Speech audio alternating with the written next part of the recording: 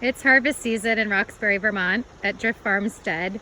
And as we harvest day after day, collecting the bounty of summer's water and soil, sun, putting food away for the winter, it's fun to take some time to look at the patterns in nature.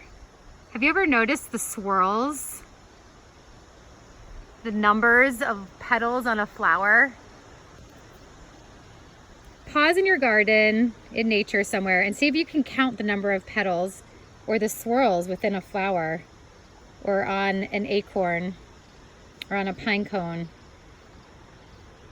And then you can compare your counting to the Fibonacci method of counting all the seeds in the sunflower. And it's a little bit of a trick to get a number quicker than sitting there and counting every single little kernel inside the sunflower. Enjoy the patterns of nature and have a great harvest season.